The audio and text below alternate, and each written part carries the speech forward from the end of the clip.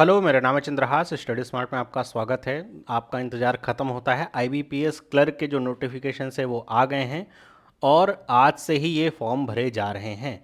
तो हम बहुत ही जल्दी सारी चीज़ों को कवर करेंगे और आपको बताएंगे इस बार क्या चेंजेस हुए हैं, क्या इस बार के पैटर्न हैं, कैसे एग्ज़ाम होगा, कब होगा, वो सारी चीज़ें। तो चलिए स्टार्ट करते हैं बिना किसी देरी के। तो सबसे पहले बात करते हैं कौन कौन से बैंक पार्टिसिपेट करें। तो उसकी ये लिस्ट आपके सामने है, जो सरकारी बैंक पार्टिसिपेट करें इसमें। साथ ही साथ यहाँ पे आपको पूरी डिटेल दी गई है। आज से ये फॉर्म स्टार्ट हो चुका है, 21 जुलाई तक चलेगा। और जो एग्ज़ामिनेशन है अभी डेट तय नहीं है, लेकिन अगस्त सितंबर 2023 में इसकी डेट रखी गई है। और जो मेन एग्ज़ामिनेशन है वो अक्टूबर के महीने में होना है। और यहाँ पे एक बात और ध्यान में रखनी होती है कि ये जो आपकी पोस्ट है वो क्लर्कियल ग्रेडर की है। यहाँ पे जो वैकेंसीज़ होती हैं वो स्टेट वाइज होती हैं, यूटी वाइज होती हैं। और आप अगर अप्लाई करते हैं तो केवल एक ही स्टेट या यूटी से कर सकते हैं। मल्टीपल स्टेट या यूटी से आप अप्लाई नहीं कर सकते हैं। अगर करेंगे तो एक ही कोई माना जाएगा, जो लेटेस्ट होगा उसको मानते हैं। फिर हम बात करते हैं एलिजिबिलिटी क्राइटेरिया की। क्या है एलिजिबिलिटी क्राइटेरिया? तो जो क्राइटेरिया हर साल होते हैं वही इस बार भी हैं, सारे के सारे। जैसे नेशनैलिटी की बात करें तो इंडियन होने चाहिए, और वही citizen of Nepal, subject of Nepal, subject of Bhutan, वही सारी चीज़ें। बात करें एज की, जो सबसे इंपॉर्टेंट फैक्टर होता है एलिजिबिलिटी क्राइटेरिया में, सब यही देखते हैं। तो मिनिमम 20 साल, मैक्सिमम 28 साल। काउंट कब से हो रहा है? आज से, 1 जुलाई 2023 से। कि 1 जुलाई 2023 के तक आप 20 साल के हो जाने चाहिए और 28 साल से ज़्यादा के। एक दिन भी ज़्यादा हुए तो नहीं चलेगा। यहाँ पे एक इंडिकेटिव डेट दी गई है कि अगर आपका जन्मदिन 2 जुलाई 1995 से पहले आ रहा है या फिर 1 जुलाई 2003 के बाद आ रहा है तो आप अप्लाई नहीं कर सकते हैं। इनके बीच में है और इन डेटों को ले करके है तो आप अप्लाई कर सकते हैं। तो आसानी से आप अपनी डेट ऑफ बर्थ जो आपके डॉक्यूमेंट में उसके अनुसार आप देख पाएंगे कि आप अप्लाई कर सकते हैं कि नहीं। रिलैक्सेशन आपका एज इट इज़ है, जैसे पहले हुआ करता था। फिर नेक्स्ट अगर हम बात करें एजुकेशनल क्वालिफिकेशन की, तो 21 जुलाई 2023 से काउंट हो रही है कि आपके पास एक ग्रेजुएशन की डिग्री होनी चाहिए। किसी भी जो रिकॉग्नाइज्ड यूनिवर्सिटी है वहाँ से आपके पास होनी चाहिए, या इक्विवेलेंट कोई क्वालिफिकेशन हो ग्रेजुएशन के तो भी चलेगा। यहाँ पे ध्यान रखिए कि कैंडिडेट के पास वैलिड मार्कशीट या डिग्री सर्टिफिकेट होना चाहिए। इस बात को दिखाते हुए जब आपके डीवी होगा तो ये देखा जाएगा कि 21 जुलाई 2007 तक आपका जो रिज़ल्ट है वो आ गया था कि नहीं। मतलब जो लास्ट ईयर के कैंडिडेट होंगे ना, भर रहे होंगे वो, तो अगर उनका रिज़ल्ट अभी तक नहीं आया है और 21 जुलाई के बाद मान लीजिए रिज़ल्ट उनका आता है, तब वो फिर हटा दिए जाते हैं। तो इस बात का खास तौर पे ध्यान रखना है। इस बात का भी ध्यान रखना है कि जिस स्टेट से आप अप्लाई कर रहे हैं वहाँ की जो ऑफिशियल लैंग्वेज है स्टेट या यूटी की, वो उसे आनी चाहिए। Candidate should know how to read, write and speak the official language of state UT. मतलब ऐसा नहीं कि आपने देखा कि लेट से आप नॉर्थ से हैं, आपने देखा साउथ के किसी स्टेट में बहुत अच्छी वैकेंसीज हैं वहाँ से भर दिया, या कोई साउथ का बच्चा वो देखा कि अच्छा यूपी में बहुत अच्छी वैकेंसी है यहाँ से भर दिया। तो अगर आपको दोनों, आप अगर साउथ में भर रहे हैं तो आपको वहाँ की लैंग्वेज अगर आती है तभी आप कर पाएंगे नौकरी। यहाँ पे आ रहे हैं तो अगर आपको नॉर्थ की जो लैंग्वेज है हिंदी वो आती है तो आप नौकरी कर पाएंगे। तो इस बात को ध्यान रखिएगा, है ना। यहाँ पे लिखा है for which vacancy candidate wishes to apply is preferable. Preferable यहाँ पे कहा गया है, मतलब सिंपल सी बात है कि अगर चॉइस होगी तो फिर आपको नहीं लिया जाएगा। आगे बढ़ते हैं। अगला जो हमारे पास पॉइंट है, यहाँ पे बताया जा रहा है कि जो सीजीपीए वगैरह काउंट करना होता है, कैसे काउंट करना होता है। बताया जाता है कि इसमें जैसे कई बार होता है ना, आप अगर मान लीजिए बीटेक किया कि पहले साल का 25%, फिर 50%, फिर 75%, ऐसे करके आपको डिग्री दी जाती है। तो यहाँ पे कहा जाता है कैलकुलेशन जो परसेंटेज का करना है, आपको अपने 3 साल 4 साल के सारे जो नंबर आपने पाए हैं डिवाइडेड बाय जितने का आपका पूरा पूर्णांक था उससे डिवाइड करके आपको निकालना है। और जितना परसेंटेज निकले, मतलब अगर आपका 58.9% निकल रहा है तो उसे आप यही लिखिएगा, 59% मत लिखिएगा, ये कहा जा रहा है। फिर क्रेडिट हिस्ट्री, जो हमने आरआरबी पीओ क्लर्क वाले नोटिफिकेशन में देखा था कि अगर आपका बैंक का लोन वगैरह है तो आपका सिबिल स्कोर 650 या अबव होना चाहिए। मतलब अगर आपने लोन क्लोज करा दिया तो एक बार चेक कर लीजिएगा। कई बार हम छोटे मोटे लोन ले लेते हैं, ऐसे भी लोन ले लेते हैं जैसे अमेजॉन पे वगैरह के, या फिर फ्लिपकार्ट वाले जो डेबिट कार्ड पे लोन वगैरह चलते हैं, तो इन सब पे क्रेडिट हिस्ट्री हमारी बनती है। अगर कोई आउटस्टैंडिंग है तो उसको आप क्लियर करा लीजिएगा या फिर एनओसी ले लीजिएगा तो आपको यहाँ पे नौकरी मिलेगी, वरना यहाँ पे आपका कैंडिडेचर कैंसिल किया जा सकता है ना। आगे फीस वगैरह जो है वो 1/7 से 21/7 तक चलेगी। 850 जनरल और ओबीसी के लिए है, और 175 है एससी एसटी पीडब्ल्यूबीडी और एक्स सर्विसमैन के लिए। हम एग्जामिनेशन के स्ट्रक्चर की बात करें तो जो प्रीलिम्स एग्जाम होगा उसमें 3 आपके टेस्ट होंगे, इंग्लिश, न्यूमेरिकल एबिलिटी और रीजनिंग का। नंबर ऑफ क्वेश्चन 30, 35 होंगे, टोटल 100 क्वेश्चन होंगे। मैक्सिमम मार्क 30, 35 होंगे 100 नंबर के, और यहाँ पे सेक्शनल टाइमिंग दी जाएगी 20 मिनट्स की।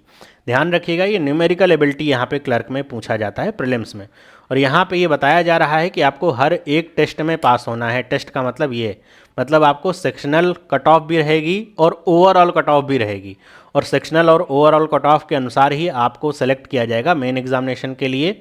और यहाँ पे लिखा हुआ, अब देखिए यहाँ पे लिखा है name of test not by sequence, मतलब ऐसा नहीं कि आपको एग्जाम में भी यही सीक्वेंस देखने को मिलेगा कि ये 4 टेस्ट होंगे। एक तो जीए का होगा, इंग्लिश का होगा, रीजनिंग, कंप्यूटर एप्टीट्यूड और क्वांटिटेटिव एप्टीट्यूड।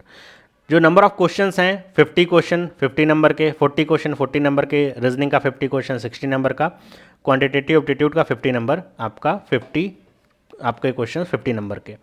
इनकी अपनी अलग अलग टाइमिंग भी आपको दिखाई गई है। तो 200 आपके नंबर मिलेंगे, टोटल नंबर ऑफ क्वेश्चन 190 रहेंगे।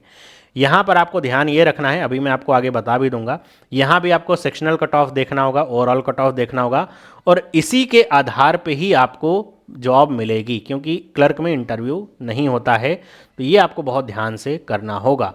अब यहाँ पे आपको पता है कि ये क्लर्क लेवल का एग्ज़ाम है, तो मीडियम ऑफ एग्ज़ाम की अगर हम बात करें तो हर एक स्टेट में जो मीडियम ऑफ एग्ज़ाम है, जैसे अगर आप बात करें, मान लीजिए आप गोवा में एग्ज़ाम दे रहे हैं, तो आपको इंग्लिश हिंदी के साथ कोंकणी भाषा का भी यहाँ पे ऑप्शन मिलेगा। अब अगला पॉइंट क्या है हमारा कि भाई पेनाल्टी कितने की लगेगी रॉन्ग नंबर की। तो प्रीलिम्स और मेंस दोनों में पेनाल्टी जो है वो आपकी 1/4 रहेगी, मतलब जितने नंबर का क्वेश्चन है उसका 1/4 आपका डिडक्ट किया जाएगा पेनाल्टी के तौर पे, अगर आप गलत आंसर करते हैं। तो आपने कोई आंसर नहीं किया, मार्क नहीं किया, तो उसके कोई आपको पेनाल्टी नहीं लगेगी।